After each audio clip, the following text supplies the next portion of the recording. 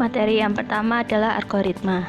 Algoritma sendiri ialah ilmu yang mempelajari cara penyelesaian masalah berdasarkan langkah yang disusun secara sistematis menggunakan bahasa yang logis dengan tujuan tertentu. Jenis algoritma ada 3. Pertama, menggunakan kalimat deskriptif. 2. Menggunakan flowchart. 3. Menggunakan pseudocode.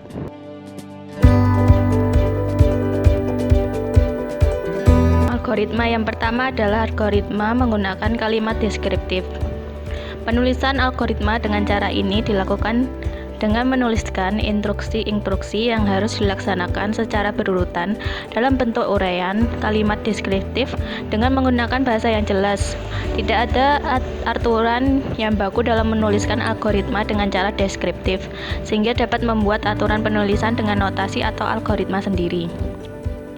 Contoh algoritma menggunakan kalimat deskriptif. Algoritma keliling lingkaran. Menghitung keliling lingkaran untuk ukuran jari-jari tertentu. Algoritma menerima masukan jari-jari lingkaran, menghitung keliling lingkaran, lalu cetak hasil. Deklarasi. Jari-jari sama dengan real, tipe data bilangan pecahan. Keliling sama dengan real, tipe data bilangan pecahan. Pi sama dengan 3,14. Deskripsi. Yang pertama baca jari-jari, kedua hitung keliling sama dengan 2 kali pi kali jari-jari. 3. Tampilkan keliling ke layar. 4. Selesai.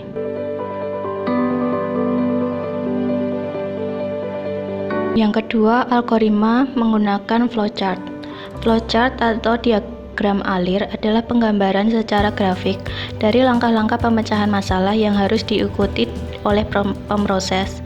Flowchart terdiri atas sekumpulan simbol di mana masing-masing simbol menggambarkan suatu kegiatan tertentu.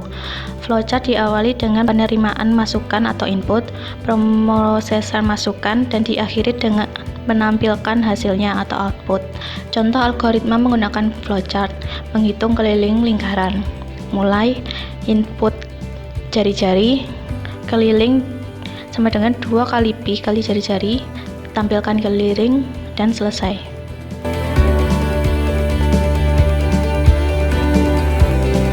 Yang ketiga, algoritma menggunakan pseudocode. Pseudocode adalah cara penulisan algoritma yang menyerupai bahasa pemrograman tingkat tinggi.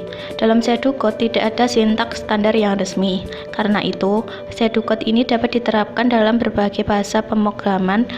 Disarankan untuk menggunakan keyword yang umum digunakan seperti if, then, else, while, do, repeat, for, dan lainnya. Contoh algoritma menggunakan pseudocode. Algoritma keliling lingkaran. Menghitung keliling lingkaran untuk ukuran jari-jari tertentu. Algoritma menerima masukan jari-jari lingkaran, menghitung keliling lingkaran, lalu cetak hasil.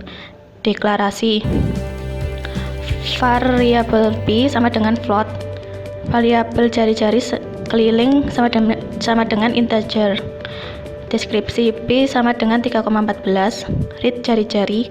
Keliling sama dengan 2 kali pi kali jari-jari, cetak keliling, dan n.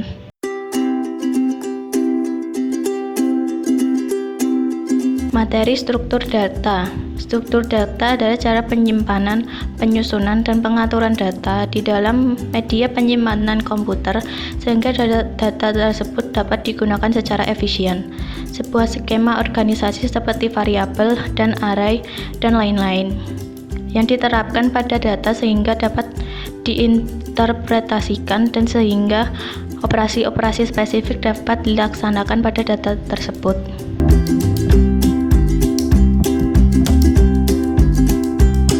Tipe data. Tipe data adalah pengelompokan data berdasarkan isi dan sifatnya. Jenis data yang dapat diolah oleh komputer untuk memenuhi kebutuhan dalam pemrograman komputer. Macam-macam tipe data ada 3. Yang pertama, tipe data dasar. Isi dari tipe data sederhana ini adalah data tunggal. Tipe data dasar sudah disediakan oleh program sehingga programmer bisa langsung memakainya. Tipe data dasar adalah integer atau bilangan bulat, float atau double, bilangan real, chart atau karakter, dan boolean atau logika. Yang kedua, tipe data bentukan. tipe data yang dibentuk dari tipe data dasar dengan maksud mempermudah pekerjaan programmer. Beberapa tipe data bentukan adalah array, string, record, union, struct, dan lain-lain. Tipe data abstrak, tipe data yang didefinisikan sendiri oleh pemrogram untuk suatu keperluan tertentu yang tidak memungkinkan untuk mendeklarasikan dari tipe data yang sudah ada. Contoh di tipe data abstrak adalah stack, queue, list, tree, graph, dan lain-lain.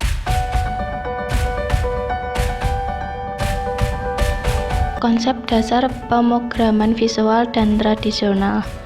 Pemrograman visual adalah metode pembuatan program yang perancangan antarmukanya dilakukan secara visual dan berbasis GUI atau Graphical User Interface dan terpisah dari penulisan kode-kode programnya. Visual memakai konsep event driven. Kode program tidak mengikuti alur yang ditetapkan awal. Eksekusi program dapat berlainan sesuai dengan event yang diberikan. Urutan event menentukan urutan kode yang dieksekusi. Jadi alur jalannya program bisa berbeda untuk setiap program dieksekusi.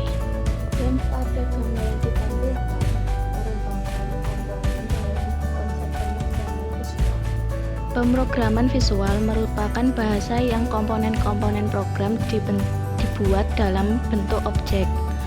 Pemrograman berorientasi objek atau Object Oriented Programming, disingkat OOP, merupakan paradigma pemrograman yang berorientasikan kepada objek.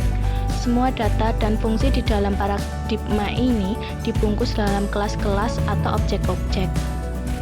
Yang pertama adalah kelas, kumpulan atas definisi data dan fungsi-fungsi dalam suatu unit untuk suatu tujuan tertentu. Yang kedua adalah objek, yaitu membungkus data dan fungsi menjadi suatu unit dalam sebuah program komputer. Yang ketiga, data abstraction, kemampuan sebuah program untuk melewati aspek informasi yang diproses olehnya, yaitu kemampuan untuk memfokus pada inti. Yang keempat, encapsulation, yaitu memastikan pengguna sebuah objek tidak dapat mengganti keadaan dalam dari sebuah objek dengan cara yang tidak layak, hanya dengan metode dalam objek tersebut yang diberi izin untuk mengakses keadaannya. Yang kelima, polymorphism, yaitu metode tertentu yang berhubungan dengan sebuah pengiriman pesan tergantung kepada objek tertentu di mana pesan tersebut dikirim. Yang keenam, inheritance, yaitu mengatur polimorfisme dan enkapsulasi dengan mengizinkan objek didefinisikan dan diciptakan dengan jenis khusus dari objek yang sudah ada.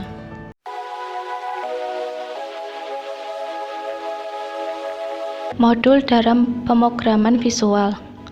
Program akan dipilah ke dalam sejumlah modul. Masing-masing modul akan mempunyai fungsi khusus sesuai dengan ruang lingkup yang akan dikerjakan. Dengan adanya pemilahan tersebut, maka kesalahan akan dapat diminimalisir. Selanjutnya, masing-masing modul tersebut akan dipanggil dari program utama agar menjadi program yang utuh.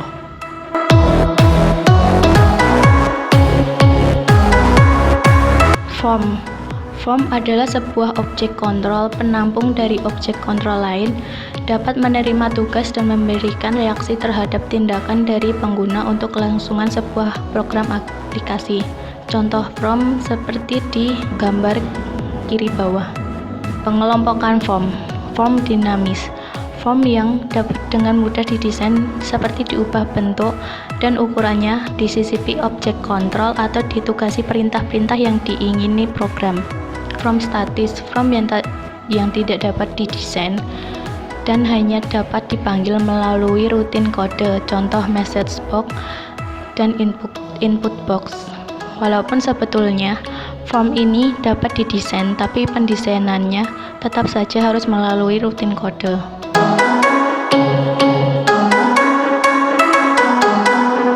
Properti. Properti merupakan informasi mengenai kontrol yang dibuat dan bertugas menyiapkan segala bentuk dan kontrol yang diperlukan dalam perancangan user interface maupun pemrograman.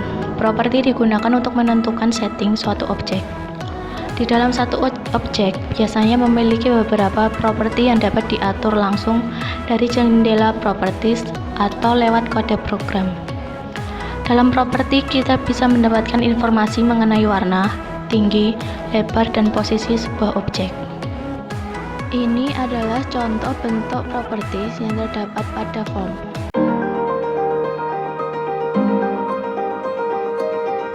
Scheme adalah konsep-konsep atau rencana dalam pemecahan masalah. Tahapan-tahapan dalam scheme.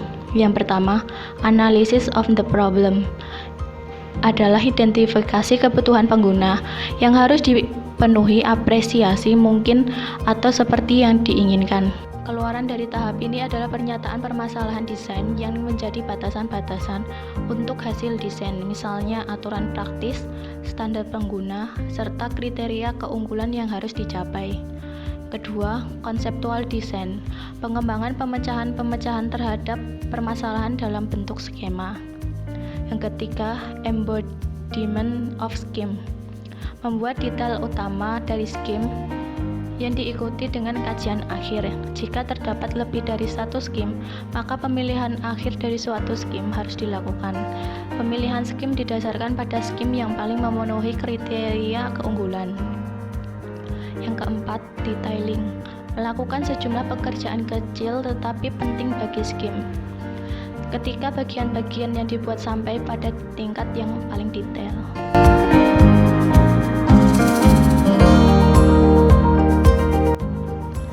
Field.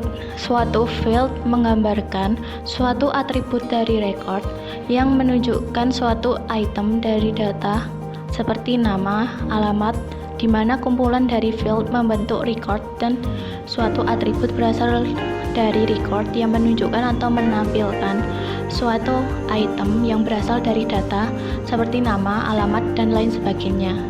Record merupakan kumpulan dari field yang menggambarkan satu unit data individu tertentu. Jenis-jenis field. Yang pertama, field nama. Wajib diberi nama untuk membedakan field yang satu dengan yang lainnya. Yang kedua, field representation. Jenis field atau karakter, teks, tanggal, angka, dan sebagainya. Lebar field, ruang maksimum yang bisa diisi bersama dengan karakter-karakter data. Yang ketiga, field value, isi yang berasal dari field untuk tiap-tiap record. Dan ini merupakan contoh field. Itu tadi materi pemrograman visual.